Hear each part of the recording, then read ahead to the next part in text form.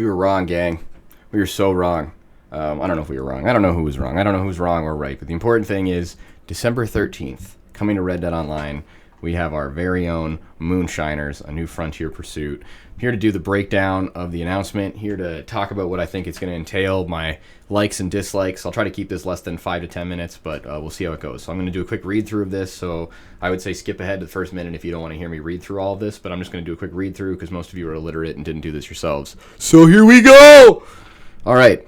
In an America not yet fully governed by law, opportunity abounds for the lawless. Wild open space ready and waiting for the ruthless and ambitious to carve a new future for themselves. How better to make your fortune than to become a black market moonshiner? The all-new Frontier Pursuit coming to Red Dead Online on December 13th. Establish your own bootlegging business in this new specialist role. An ideal fit for players progressing along the trader path or anyone seeking a property to call their own. Unlock unique role-specific skills as you perfect your distillation methods, avoid the law, put rival peddlers out of business. If you're lucky, you might survive long enough to open your own speakeasy. I'm just gonna read through it all before I talk about it. But I like it. I like what I'm seeing. I like the idea of a new role. I'm happy that it's coming to us so quickly. But I do feel like this is a departure a little bit from what they're talking about. And I am already so skeptical that this is just gonna be not only more of the same shit that we've already been doing, but this feels a lot like just a reskin of the GTA Online missions. Which, again, if you were a fan of, I'm sure this isn't gonna be a problem for you. But I'm hoping to see a little bit more innovation, a little bit more newness, so we'll see. But let me continue on and we'll go from there. So, any active trader who has completed a small mission or reached rank 5 in the trader progression will receive an introduction via crypts to meet the infamous Maggie Fike, an experienced bootlegger with the scars to prove it, down at Emerald Ranch. Maggie's got the connections and the knowledge to help you get your business up and running, so purchasing a moonshining shack will set you on your way. To passers-by, the shack is an unassuming dwelling, the main floor acting as a front with all the details of an ordinary homestead. The basement, however, is where you'll ultimately get down to business. And they have a picture of her.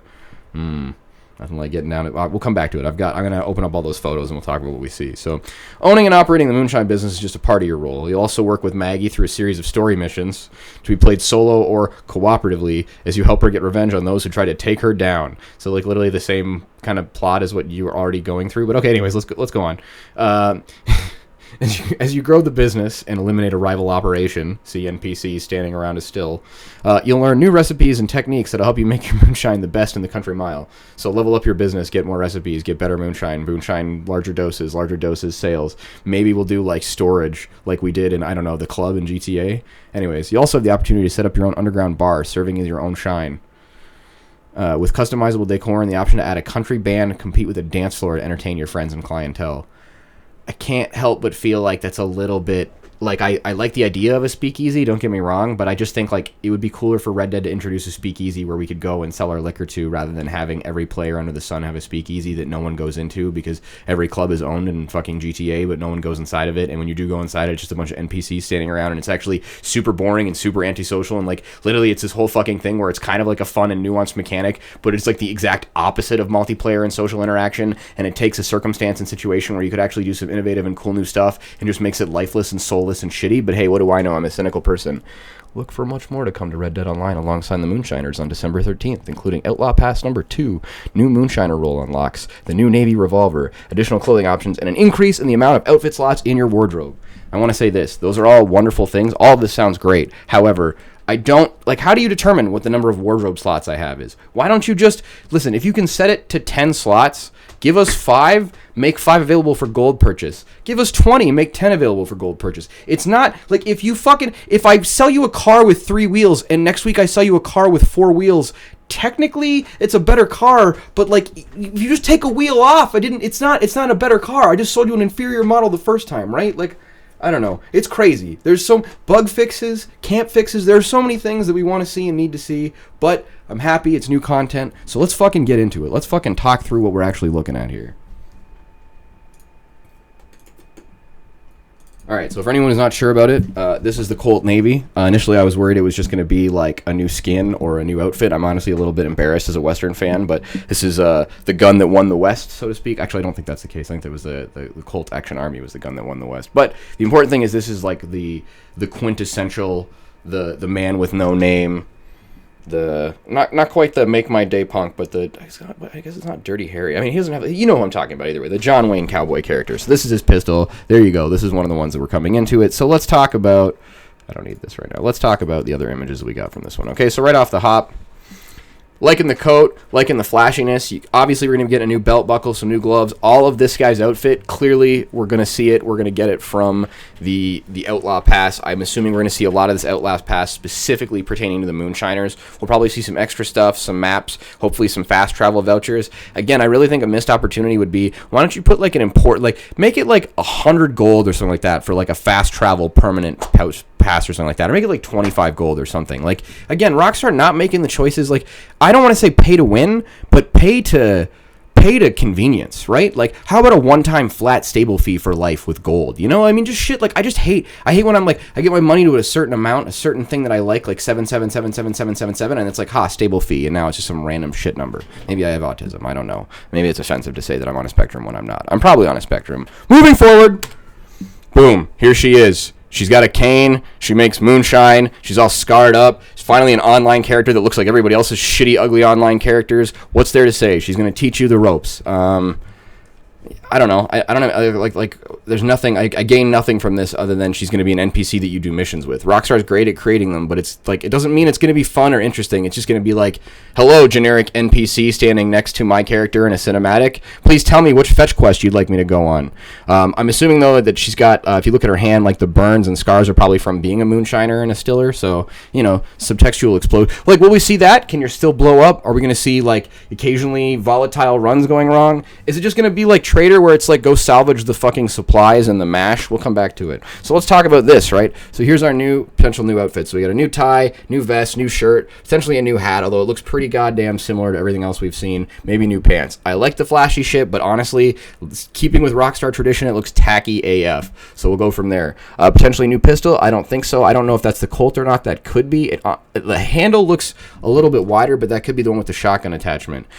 Vest, I like the chain. I like the pocket attachment. Hopefully we can do that, because I know there's only one vest in the game that has a watch on it, and that's like the special pre-order. Let's talk about the backdrop. Looks very similar to the casino boat, or very gaudy, kind of over-the-top bar. Doesn't look like anywhere I've been in game, so I would assume that this is the new speakeasy. However, this just leads me to believe that, again, we're going to be standing around with a bunch of NPCs animated drinking. Now, is this going to be a good foundation for a bar fight mechanic? Maybe, but then you don't want to be bar fighting in an underground bar. You want it to... I'm not going to get into the logistics of it, but I like it. I think it's a good style. I'm intrigued by also the keys hanging off of this person's vest, but I'm assuming that's something in relation to potentially ownership of the property. I don't know. More to be seen. I think there's potential in this, but specifically in relation to the speakeasy, I want to say that Rockstar along the way has been talking about the grounded realism of Red Dead, and I think a lot of the community has talked about the appeal of Red Dead being in that it's gritty and realistic. God knows for me, so often I'm in love with the brutality of this game, like the dark, absolute crushing, like just the disgusting like menace of like tying people up, incinerating them, blowing off heads with shotguns, the way that you can just get trampled and crushed under stuff very, very easily. I think there's like this great sort of morose comedy to it, and again, I think that there's like this grounded realism and grittiness to it that appeals to us. But what they sort of told us was that it was going to take time to develop your business, and it was going to take a long series of fleshed out decisions and choices that was going to take time to develop, which was kind of bullshit to most of us, because we were like, you already have property in GTA, and we definitely want property. But okay, if that's the narrative, that it's going to take time to develop, then why is it in our fourth role we can already buy property? Like, doesn't that and again, like let's just talk about the logical incarnation or increase here, right? You're going to buy a still for your camp, I would assume, and then you're going to have to load your still up with mash and wheat and rye, so you're going to have to go on some generic mission to go to some NPC camp where you either trade an animal for it, or you rob them, or you rob a train, or some part, sort of the same generic format we've seen over and over again. You return the sack to your camp, and then for some automated timeline or some measure, boom, it's going to be generating the moonshine. So here's the pros and cons, okay? Rockstar, when they create a system of cohesive overlap is when it really shines, okay? When you've got like 3 daily objectives, like 2 bounty targets from Lemoyne, mark them with bounty arrows, and take them down with bolos. Like, that's amazing, because you can get your payout for doing the mission. You can get a mission with 2 targets. You can hit both of them with a tracking arrow, hit them both with a bolo, and then maybe there's even another objective about getting like 5 in total or getting 3 in. But the reason that shines, excuse me, I'm going to cough right now.